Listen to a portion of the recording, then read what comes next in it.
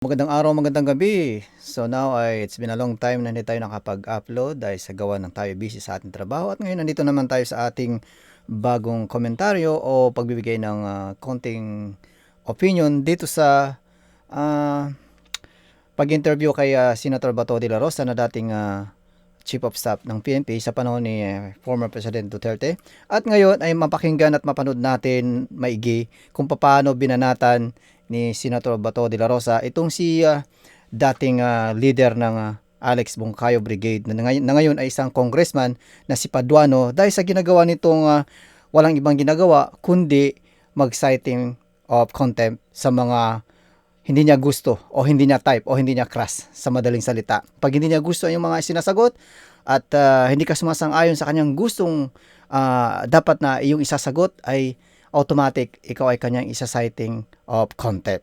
So dahil dito, uminit ang ulo ni Senator Bato de la Rosa dahil sa kanyang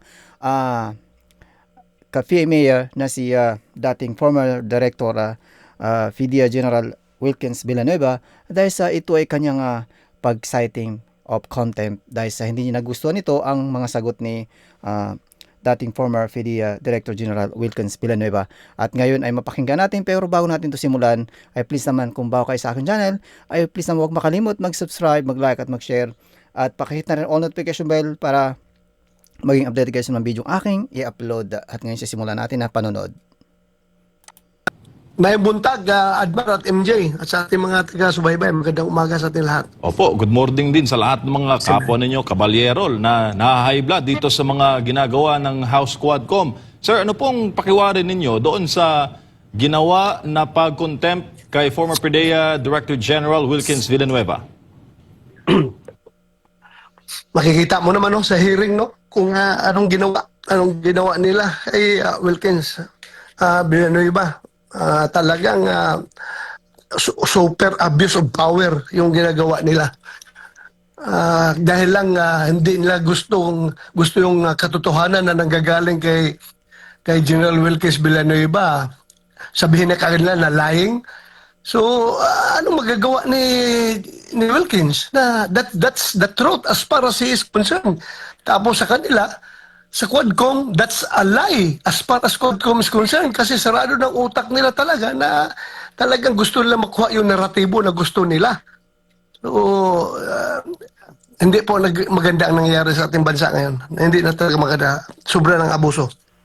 Sir, sa inyo pong pagkikipaglaban sa CPP and PANDF, na salubong niyo ba yung pangalan na Congressman Paduano sa mga nagdaang panahon? Hindi ko na salubong yan dahil kung matapang yan, dapat matapang yan na NP, dapat doon sa Mindanao yan nakikipaglaban. Hindi ko na rinig yung pangalan niya doon sa Mindanao. Lumabas na yung pangalan niya ngayon nung congressman na.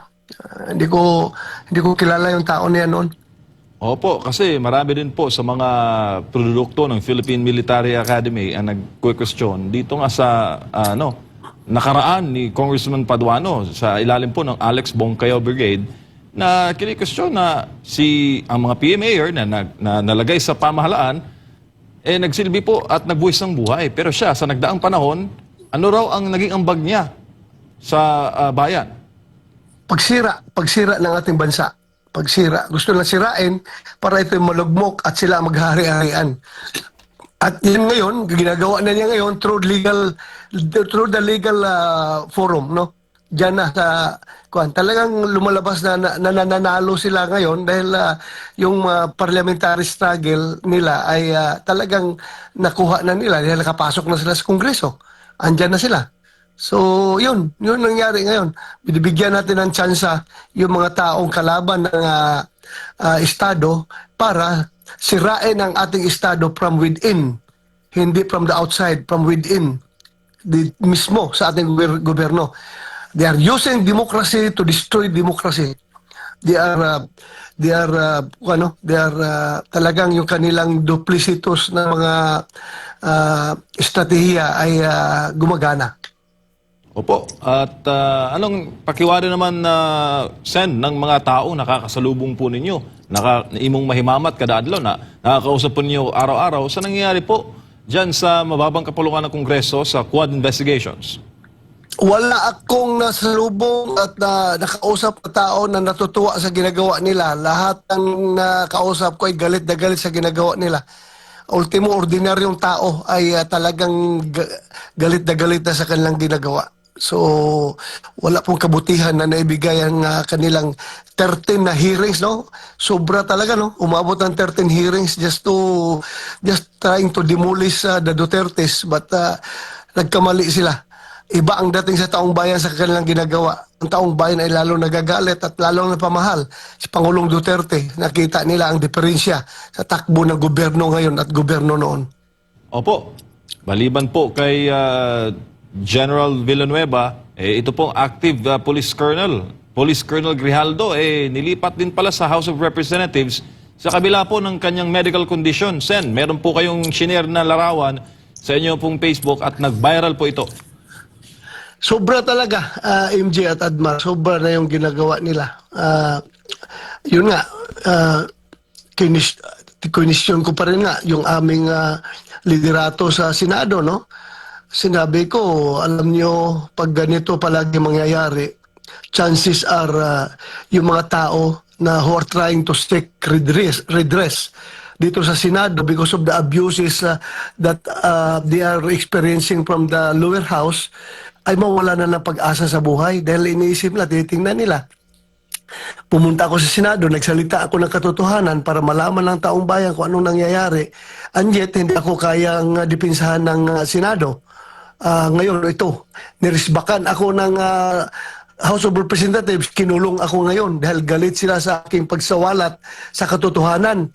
So, ngayon, imbis na iniisip ng mga tao, no, because talagang kahit na yung aming mga predecessor sa Senado at saka kami ngayon at ang taong bayan, they are hoping and they are claiming that the Senate is the last bastion of democracy.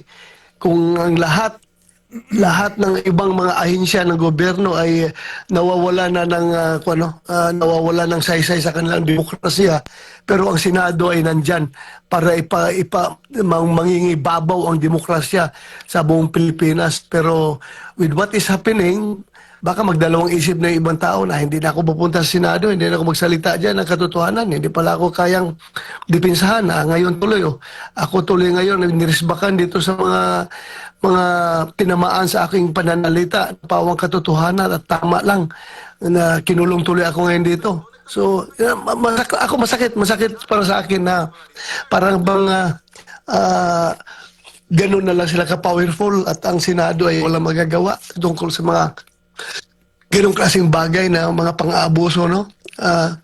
Ang tao ay nakikiusap na with his current medical condition na bagong opera. Inoperahan yung shoulder niya. Kung pwede, hanap na lang sila. Kung hindi pwede sa PNP General Hospital sa Kamkrami, kahit anong hospital na lang sa government-owned hospital na pwedeng siyang dalhin doon, pumili lang HOR, House of Representatives, kung saang hospital gusto niyang ilagay para naman yung kanyang operation wounds, no, na dumudugo pa, open wound pa, ay mabigyan ng medical attention. Ang ginawa, talagang pinaparanas sa kanya yung gaano ka-ruthless ang House of Representatives. Kinulong siya doon sa kulungan yung kinulungan kay Atty. Zuleika Lopez. Ganun, gusto lang talaga nilang mag-power tripping ba na ikaw gumawa ka ng nakakasama sa amin, kaya magdusa ka, ikulong ka namin dito. Hindi mo lang dinala sa ospital. So sobra kaya nasabi ko, kung ako ang chief PNP, I will never allow any of my men to experience this kind of maltreatment, this kind of injustice na ginagawa nila ngayon sa isang police colonel. Paano na lang ang ordinaryong tao? Kung itong police colonel ay ginagano nila, binababoy nila, paano na lang yung ordinaryong tao? Antuteng ka, Edmar, MJ. Yung power of contempt ng Senado at ng lower house, ng Kongreso in general, yan, ang rational behind yan is to make sure na siya ay makaka-attend sa hearing. Yan ang power of contempt yan. Just in case sabi mo, umiiwas sa hearing, kasi nandun sa ospital, inoperahan ng shoulder. Kung gusto mo siyang mag-appear, ang pag-cite mo ng power of contempt is for him to force him to appear before the hearing. At kung wala na kayong hearing, natapos na, wrap up na yung hearing, terminated ang inyong hearing, like what they have said, tapos na yung last hearing na nila yun, ano pang purpose para kunin mo yung tao sa ospital at dalhin sa House of Representatives para lang ipakita mo yung power mo over sa kanya? Mali po yun. Dahil ang Kongreso po ay walang power, hindi kami korte na magpataw ng punishment. Ang ginagawa lang ngayon kay Grijaldo is punishment yun.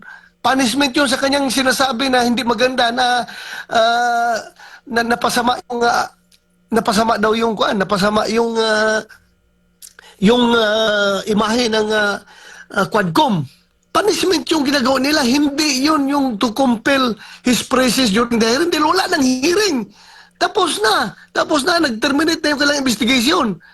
Ang rule of thumb nga dyan, if kung meron kang kinontempt, then tapos na yung hearing mo, nag-close ka na, nag-terminate ka na, by all means, i-release mo yung mga pinagkukontempt mo. Ganoon po yan. Hindi yan punishment yung citation of contempt. Citation for contempt. Hindi yan punishment, kundi to ensure his presence during the hearing. Eh ngayon, wala nang hearing, bakit mo pa ikukulong yung tao? Dahil lang, galit kayo. Dahil nagsabi ng totoo si Colonel Grijaldo at kayo ay napapasama sa publiko. Wow, how ruthless this Quadcom is. No? Sobrang abuse of power talagang ginagawa itong mga tao na ito. Opo, Senador, may buntag si Admar po ito. Balikan ko lang po si General Villanueva kasi hindi po matatawaran yung kanyang naging experience, mga achievement. Nagkasama po kayo minsan sa operation. Naalala ko noong nagkaroon po ng hostage taking.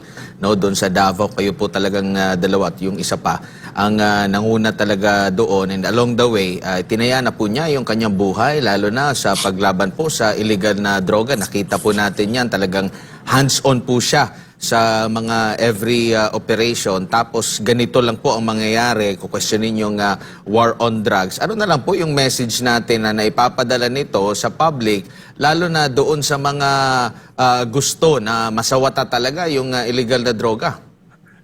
Walang ibang mensahe na ipaparating, kundi power tripping yung ginagawa ng mga tao na yan. Sobra ang power tripping. Alam mo, talagang napakasakit sa akin ng kalooban yung nangyari kay Wilkins dahil parang kapatid ko yung tao na yan. Parang kapatid ko yan. Sa academy pa ay kilalang kilala ko na yan sa Philippine Military Academy nung Cavite pa kami. At nung gumraduate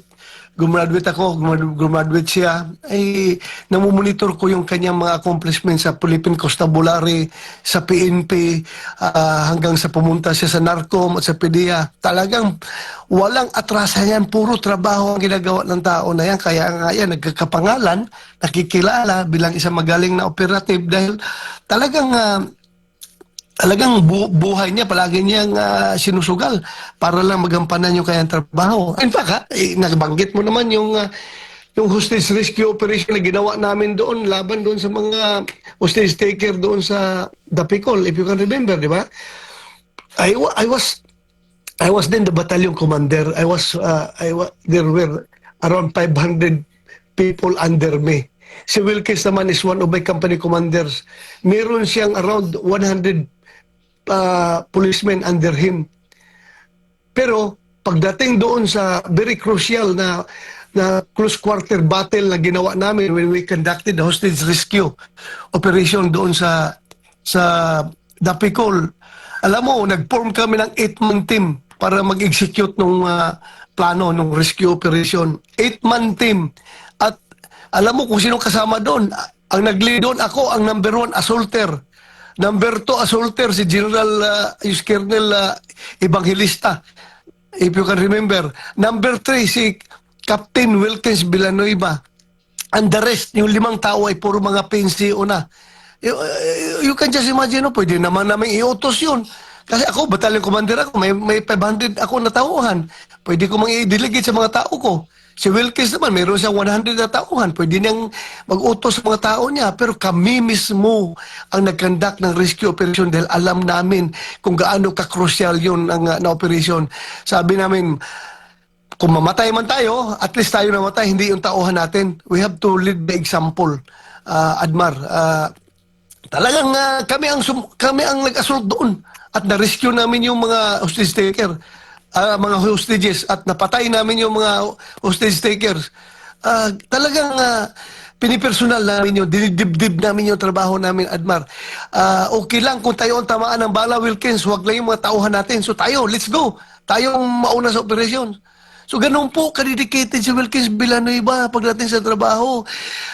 Mag-usap kami pagkatapos sa operation, si Wilkins, yung tinamaan ng bala doon sa loob.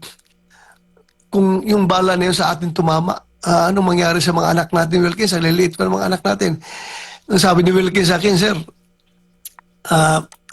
okay lang sir kung mamatay tayo kaysa yung mga anak, yung mga tauhan natin ang mamatay. Mas maliliit pa yung mga anak nila at mas kukunti ang pensyon na matanggap ng mga asawa nila. So, ganun po si Wilkins Kabayani para sa akin. Tapos ngayon, gaganunin lang na isang dating MPA, RPA-ABB na naging congressman kung makapagsalita, ang yabang.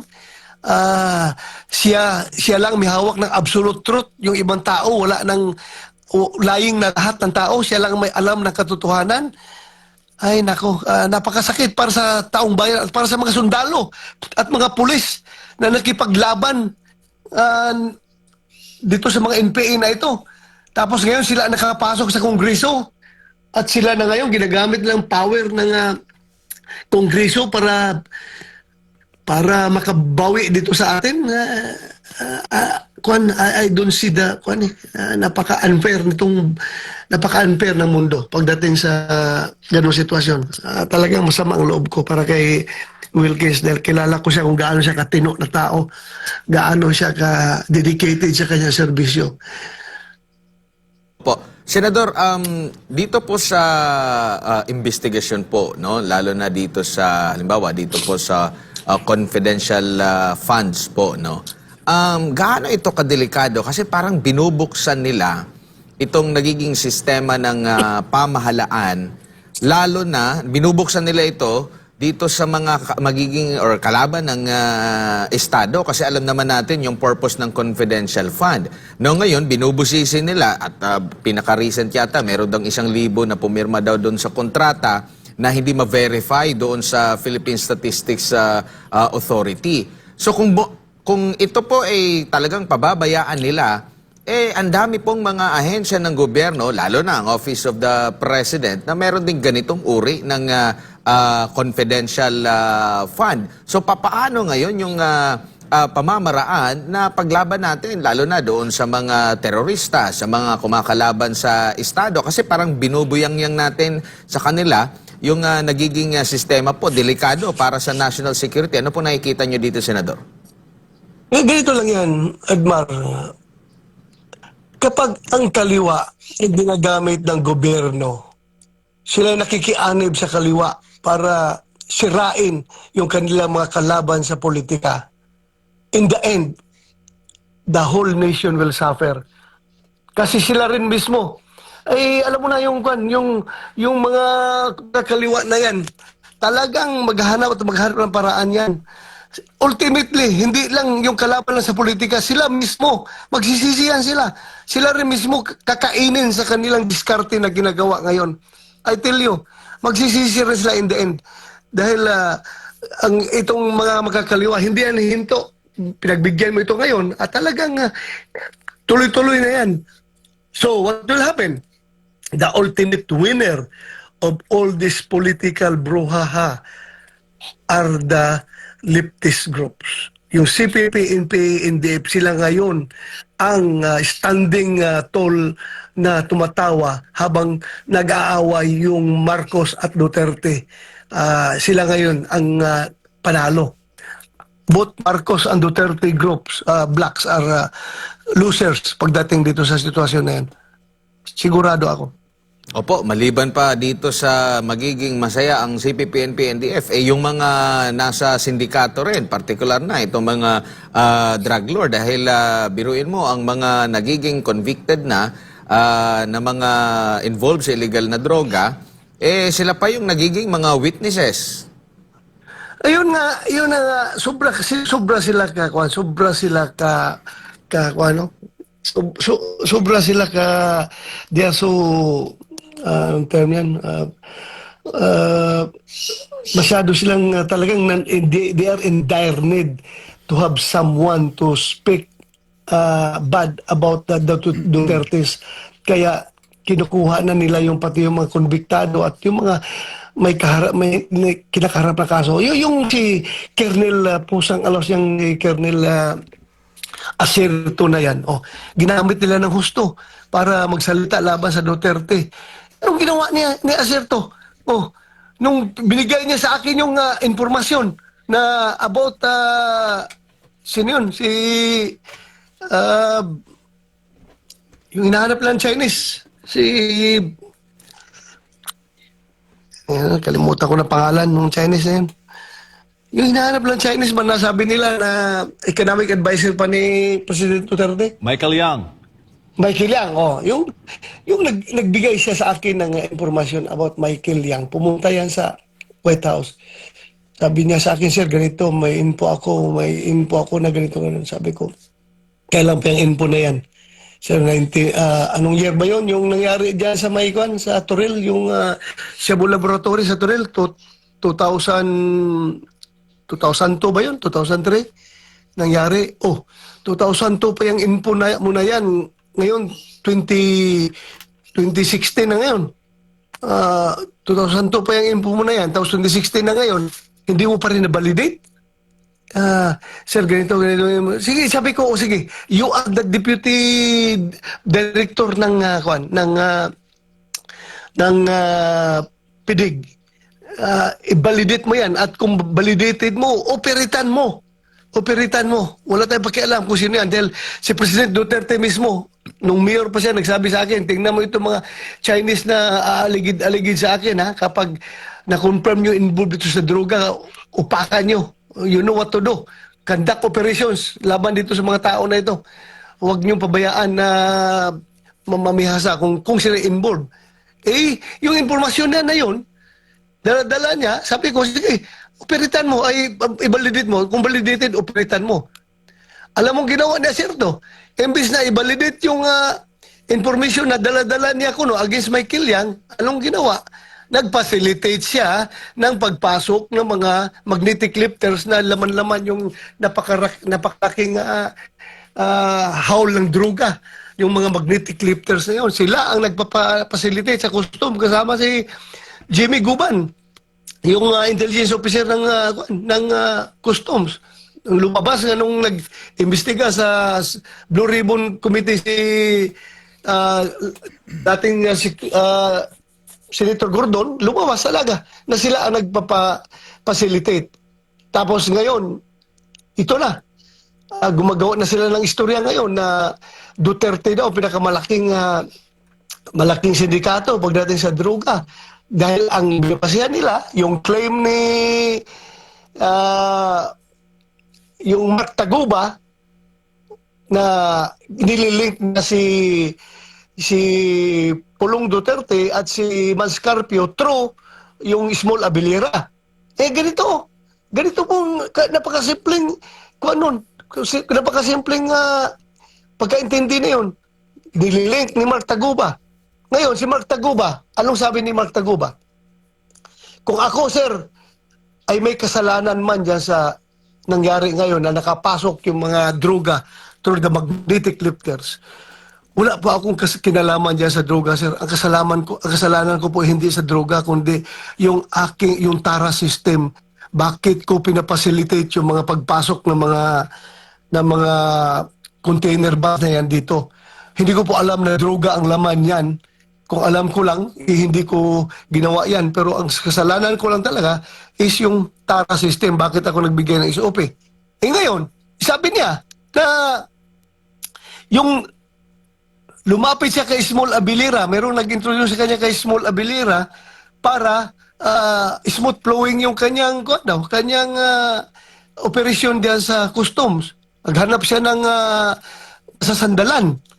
So ito namang Small Abilira, kung totoo man yan na tumanggap ng pera galing sa kanya, kasi claiming to be close kay Pulong Duterte at kay Mascarpio, kung tumanggap man ito ng pera galing sa kanya, ang purpose naman noon is para mangisope, para magkapera. Hindi naman para magpapasok ng droga, kundi magkapera kasi siya mismo nagsabi. Si Mark Taguba nagsabi na, Sir, wala pa akong kasalanan sa droga. Ang kasalanan ko lang ay yung TARA system. Yung pag-facilitate ko makapasok yung mga container yan. Hindi ko po alam na droga ang laman yan. Ngayon, lumapit siya kay Small Abilira para lumakas at smooth sailing yung kanyang operations. Nagbigay siya ng SOP doon kay Small Abilira na nagkiklaim na may connection siya kay Pulong at kay Mascarpio. So, purpose ni Small Abilira para makatanggap ng siguro ng pera para mang-SOP, yung TARA system. Ngayon, sila na ang nagpapasok ng droga. Kung hindi nga alam ni Mark Taguba na siya po palang laman nung mga container ban na yun, how much more si Small Abilira na nangingi-SOP lang ng pera galing sa kanya, tumatanggap lang ng pera sa kanya para smooth sailing yung kanyang operation sa customs. Di ba? That's the logic behind all these things. Tapos ngayon, pinipilit nila na nag-Quadcom na pinakamalaking sindikato ay si President Duterte. Napakasakit po, no? Dahil sabi ko si Admar, sabi pa ni Akop na binudol daw namin ang taong bayan. Binudol daw namin ang Pilipino.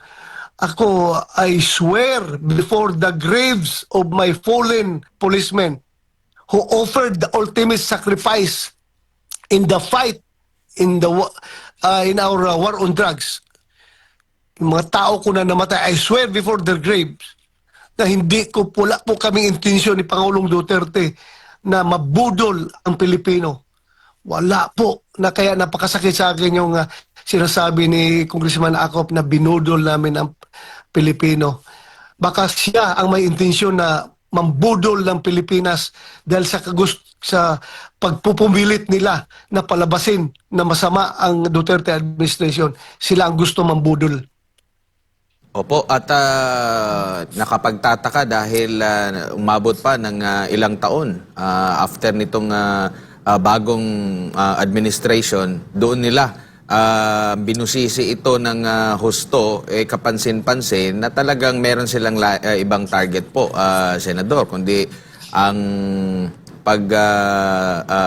usig dito sa mga Duterte sa lahat ng mga connection nito. Halata man, Admar, no? From the very start, halata naman talaga. Sino ang gusto maging presidente sa 2028? Di ba? At sino ang tao na sa likuran nitong Quadcom nito, nag-organize sa Quadcom? Yung apat ko, no? AJK, War on Drugs, Pugo, at yung Accountability of Public Officials. Sino nag-organize itong apat na committee na ito? Para i-connect lahat ito kay Duterte. Talagang politika ito. I-connect lahat ng mga inimbestigahan ng apat na committee na yan to pin down the Dutertes. Pero nagkamali sila. Lalo nagalit sa kanila ang taong bayan. Dahil alam ng taong bayan kung ano ang peace and order, ano yung na-experience nila, nakatiwasayan sa panahonan ni Pangulong Duterte.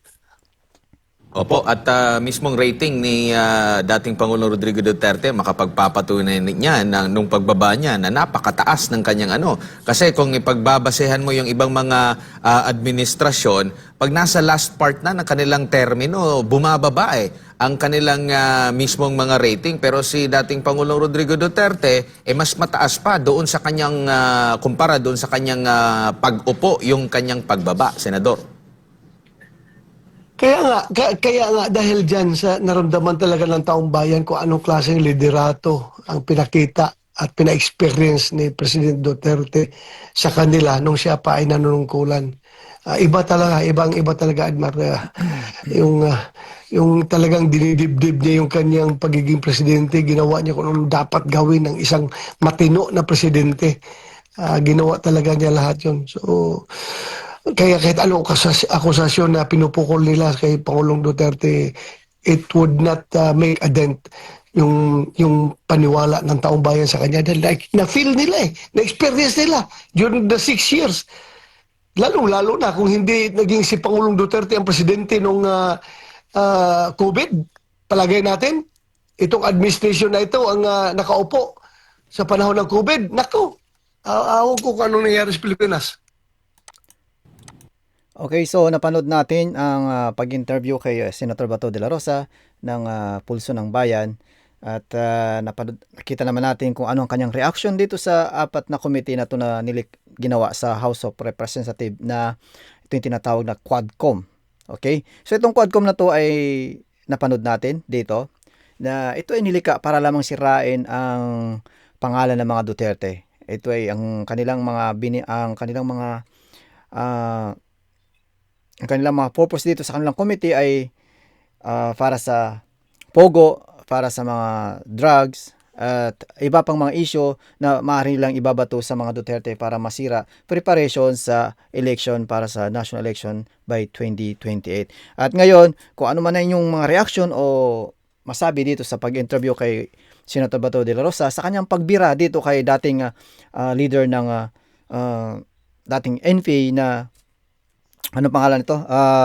Alex Bongcayo Brigade na si Congressman Paduano na ngayon ay nasa loob na ng Kongreso. Na ito ay ginagamit na legal ang pag-citing of contempt sa mga mayor na kung ayaw man nila ang kanilang mga sagot ay kung hindi na ayon to sa kanilang kagustuhan ay kanilang isa-citing of contempt. So, masama o hindi bilang isang mayor na yung kamista ay ganun lang din ng isang dating leader ng NPA na kalaban ng ating gobyerno. Ano naman ang kanilang nagawang mabuti sa ating bayan? Wala, 'di ba? So yun na nakakasama dito sa ating nakikita dito sa pag-interview kay Senator Bato de la Rosa na dating mayors na hindi maiwasan yung kanyang emotion o damdamin bilang isang mayors na ganun lamang ang gagawin ng isang NPA, dating leader ng NPA na nasa Kongreso ngayon sa kanyang mista na madali lang sa kanila na ipapasiting ang content. Okay, so ngayon ay bago natin ito tatapusin ay please naman kung bago kayo sa aking channel ay please naman wag makalimot mag-subscribe, mag-like at mag-share at pakihit na rin all notification bell para maging update kayo ng video aking i-upload. Maraming salamat. Ingat lagi dyan. Safety first.